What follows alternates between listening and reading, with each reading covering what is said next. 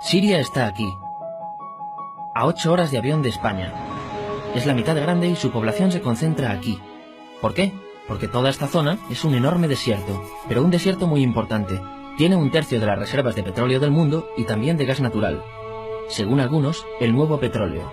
Para sacarlo de aquí y llevarlo a Europa, hay que rodear toda esta península y salir por el canal de Suez. Como te puedes imaginar, aquí te cobran.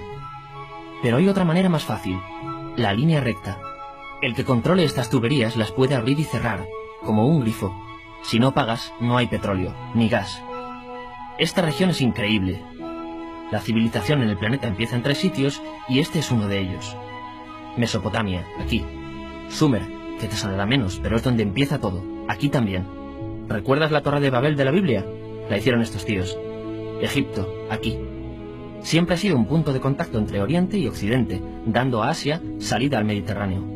Quizá por eso aquí nacen las principales religiones monoteístas, el judaísmo, el cristianismo y el islam. El islam es el último que llega y de hecho acoge a las 2 anteriores. Adán, Noé, Moisés, Jesucristo son considerados profetas islámicos. Bueno, al grano. Como la zona es brutal, todos han querido controlarla y siempre ha estado dentro de algún imperio. Los persas, los griegos, los romanos. El imperio romano termina partiéndose en 2 y finalmente solo sobrevive esto. Ahora es cuando la última religión monoteísta, el Islam, construye su propio imperio. ¿Te acuerdas de las cruzadas? Bueno, pues son los europeos cristianos intentando recuperar esta zona de la que estamos hablando. Los últimos en llegar son los turcos, que ojo, no vienen de Turquía, sino de muy lejos en Asia, junto con Gengis Khan. Lo conquistan todo y fundan el Imperio Otomano. El Imperio Otomano se queda ahí hasta la Primera Guerra Mundial. 600 años. Cuando acaba la Primera Guerra Mundial, aparecen pequeños países donde antes estaba el Imperio Otomano. Y por primera vez vemos a Siria en un mapa. Hasta ahora la habíamos dibujado para no perdernos. ¿Y quién se inventa estos países? Bueno, lo que te voy a contar es alto secreto. O lo era en 1916. Este súper secreto se llama Acuerdo de Sykes-Picot. Los franceses y los ingleses no podían derrotar solos al Imperio Otomano. Solo podían si les apoyaba la gente que vivía dentro. En su mayoría, árabes. ¿Cómo se los ganaron? Pues les prometieron la Gran Arabia, un país solo para ellos. El único problema es que era un timo. Antes de seguir, recuerda una cosa. Los árabes son un pueblo, pero no una religión. O sea, un árabe puede ser musulmán, puede ser cristiano, y antes del Islam parece que hubo tribus árabes con tradiciones judías. Bueno, pues a los árabes no les dieron ese único país que les habían prometido. En su lugar, franceses y británicos crearon muchos países pequeños. Estos países, obviamente, no eran países de verdad, sino zonas bajo su control, con gobernantes puestos por ellos. Durante este tiempo hacen lo que quieren con la zona. Recuerda que hay petróleo. Siria, aunque no tiene grandes reservas, tiene fácil salida al mar. Y Francia, que es la que se ha quedado con Siria, se lo da a compañías extranjeras. Después de la Segunda Guerra Mundial, los europeos se van. En el caso de Siria, son echados a patadas. Pero antes de irse, crean otro estado, Israel. No es el momento de hablar de ello, pero es un estado muy polémico que sus vecinos no reconocen. La prueba es que nada más irse los británicos, todos estos estados lo atacan. La zona, a partir de ahora, va a ser una bomba de relojería. Y mientras, ¿qué pasa en Siria? Bueno, pues no es muy estable. Tiene golpes de estado constantes. En esa época, aparece en Siria una ideología que se hace con el control y se expande por el mundo árabe, el Ba'ath.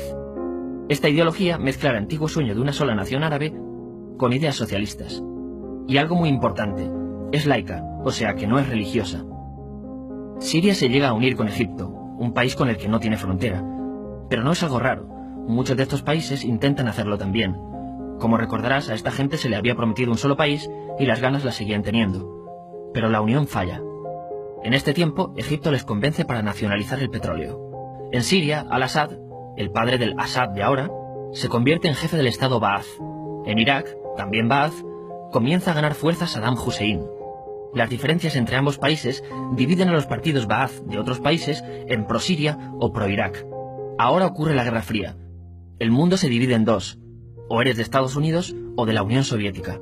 Son años muy movidos en los que se pegan constantemente con Israel, invaden su vecino Líbano y comienza una oposición islamista al régimen Ba'ath de Assad. Los hermanos musulmanes. Vale, volvamos atrás un momento. Recuerdas que la mayoría de árabes eran musulmanes, ¿verdad? Bueno, pues dentro de los musulmanes hay 2 ramas fundamentales. Suníes, la mayoría, y chiíes. En el caso de Siria, a pesar de ser un estado laico, los gobernantes como Assad y los jefes militares eran chiíes, los cuales representan menos del 13%.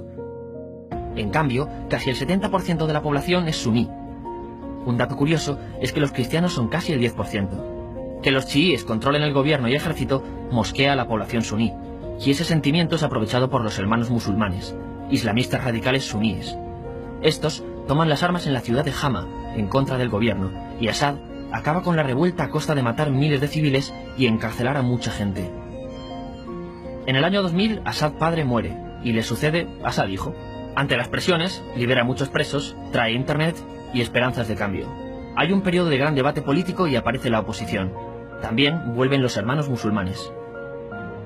Los siguientes años son difíciles. Arrestan a la oposición. Y Bush incluye Siria en el eje del mal, y esto la aísla. Está mal visto negociar con Siria. Los kurdos, un pueblo que vive repartido por varios países de la zona, comienzan a protestar también. Hay represión y muertos. En 2011, te sonará esto, ocurre la Primavera Árabe. ¿Qué es esto? Bueno, es una protesta que se va propagando por todos los países árabes pidiendo más democracia. Como ves, el mundo árabe, a pesar de estar dividido en países, tiene tendencias generales. Cuando llega a Siria, Assad hijo termina usando el ejército y en los enfrentamientos mueren unas 1000 personas.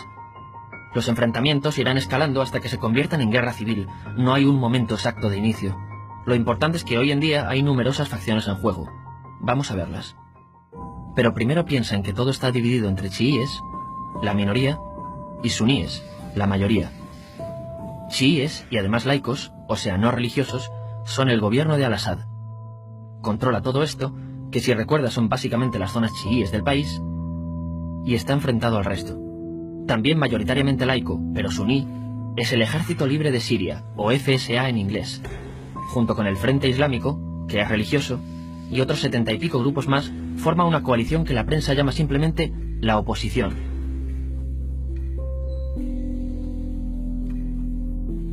También suníes e islamistas, pero radicales, son Al-Nusra, llamados Al-Qaeda en Siria porque son básicamente eso, Al-Qaeda en Siria. Otros islamistas radicales son el ISIS o Estado Islámico. Salen de Al-Qaeda en Irak, controlan la mayor parte de Siria e Irak y se han hecho famosos por sus atrocidades. Su objetivo teórico impacta a muchos. Es un Estado Islámico a lo largo de Asia, África y Levante. Aunque a ti ya te suena, ¿verdad? En naranja tenemos al pueblo kurdo, que recordarás porque el presidente Al-Assad lo reprimió, al igual que gobiernos de países próximos también lo hacen. Ahora controlan militarmente esta zona. Antes de terminar, repasemos los apoyos internacionales a fecha de octubre de 2015. Las fuerzas de Al-Assad son apoyadas por Rusia, que ya tenía base militar en el país antes del conflicto, Irán y China. Todos son países de lo que Europa llama Oriente. En contra de Assad, apoyando a la llamada oposición, luchan Estados Unidos, Turquía, Francia, Gran Bretaña y Arabia Saudí. Podemos terminar con algunas conclusiones. Te advierto que esto ya es pura opinión. Si recapitulamos, vemos que la región es estratégica. Por su situación privilegiada, todos la quieren. Siria siempre ha estado bajo el paraguas de grandes imperios.